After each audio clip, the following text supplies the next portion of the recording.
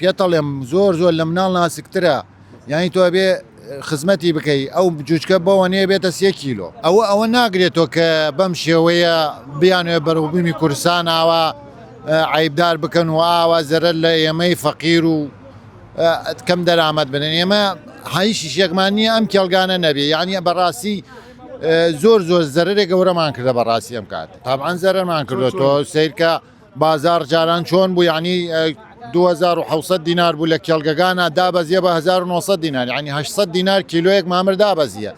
منی کە 50 تەن مامرم هەیە حسابی بکە بزانم چەندێکەکە، یعنی بێجگەر پێشترش هەر لە زەرەرابووین ئێستا هەر زیاتر زەرەرەکەین.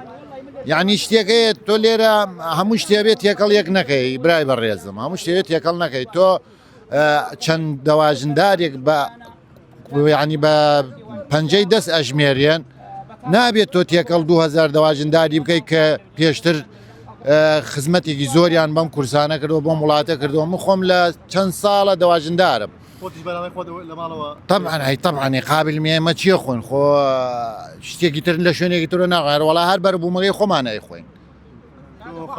چەند کێڵگەی پەلەوەریت؟ من خاوەن یەک کێڵگەی پەلەوەرم، یەک کێڵگەی پەلەوەرم هەیە. وەڵڵا ئێمە چاوەڕێیەکەین کە بزانم لایەنی پەیوەندیدار پشتمان بگرن، یعنی وەکو زەراعە وەکو بەیتەریە وەکو شوێنەکانی تر بەڕاستی پشتمان بگرن. ئێمە کێمان ئێمە ئەوانمان هەیە کە پشتمان بگرن یارمەتی ئەگەر یارمەتیمان نەدەن و پشتمان نەگرن و ئەم کێشەیە کە یەکلان نەکەنەوە بەڕاستی ئێمەش مەجبورین بەڵێ تەبعاان سکەڵاکەی. چەند ساڵەوە لەم بەرهەماتە بەرهەمی ناخۆی کوردستان توانین بڵێن تەواو پاکە؟